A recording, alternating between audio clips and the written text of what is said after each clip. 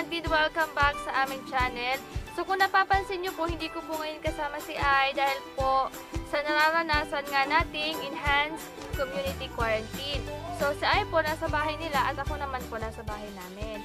So yon, ang vlog po ito ay makakatulong sa mga negosyante, yung may mga printing shop, teachers, and mga students. So, sa vlog na ito, matututunan nyo po kung paano ba gumawa ng tar papel gamit lamang ang Microsoft Word or MS Word. Okay, so let's go and start it.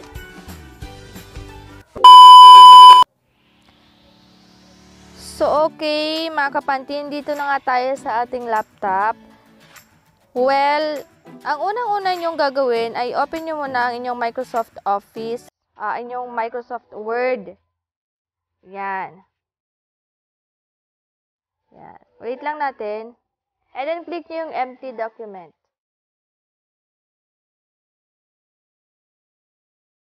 Okay.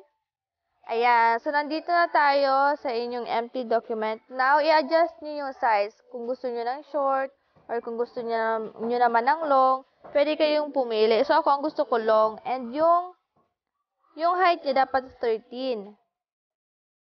Yan. So, i-type ko muna yung 13. Yan. Yan. So, since na-adjust na natin yung size niya, doon naman tayo sa orientation. Since na dapat naka-landscape yung image, kailangan landscape din yung papel. Yan. Pagkatapos niyan, meron kaming ginawa na dapat sa tarpaulin. Pero yung layout niya is ginawa kong image. Kaya, ang gagawin ko, ikakopy ko yung image doon sa document. Yan. Yan. Kakopy ko muna siya dyan. Yan. Para magawa kong tar papel. Yan. And then, after that, kailangan natin siyang i-wrap text para may adjust natin siya kung saan natin siya ilalagay. Yan. I-wrap text. And then, ang clinic ko is in front of text. Although, wala naman talagang text. Pero yun lang ang clinic ko. Yan. Tapos, pwede nyo na siyang may adjust. And stretch nyo na lang hanggang sa ma-occupy niya yung space, yung kabuuan mismo ng papel.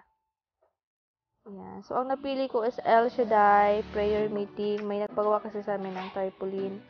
So, ginawa ko siyang image para ma-copy ko sa Microsoft Word. Yan. Pagkatapos niya, so, okay na ako. Okay na yan kasi image lang naman yung gagawin ko. Pero pwede nyo naman lagyan niya na, pwede kayo mag-insert ng text or kung halimbawa tula or para sa mga estudyante, pwede din naman. Sa akin kasi image na. After that, pumunta ko sa file and print. Yan. Yan. And punta ka sa printer properties. Okay? Now, dapat yung print quality niya is naka-high para lumabas talaga yung magandang kulay. Yan. And multi-page. So, ipapakita ko sa inyo yung iba-ibang poster, number of paper. So, ayan, kung halimbawa 2x1, dalawang papel, dalawang long coupon band yung lalabas.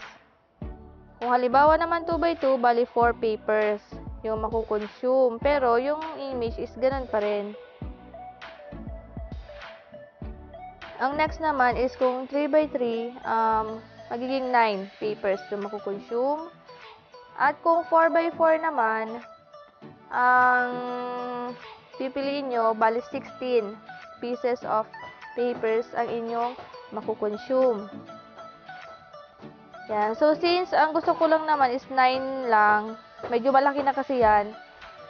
So, 3x3 yung pinili ko. And, punta kayo sa print cutting guides. Ang gusto ko kasi may guide ako sa pag kinakat ko na siya para alam ko yung pasunod-sunod. So, click nyo yung trim lines and okay. Pagkatapos nyan, okay na. Click nyo na yung okay and ready for print. So, yun lang. Ganun lang siya kadali. Ayan. So, since hindi nakakonect yung printer namin kasi nasa shop, So, yan, lumabas. Pero, ganyan yung process ng paggawa ng tar papel sa Microsoft Word. So, yun. Kahit ano naman pwede nyo gawin eh. Basta na isulat, na ilagay nyo na sa document sa MS Word. Pwedeng image, pwedeng sulat. Ayan, pwede yan. Kanta. Ganun, pwede yan. So, yun. Sana po nakatulong sa inyo. At kung ang video ito ay nakatulong po sa inyo, please don't forget to subscribe, click the notification bell button, at huwag nyo na rin pong kalimutan mag-like. And kung may mga questions po kayo and suggestions, please don't hesitate to drop your comment below. So, yun po. Maraming salamat.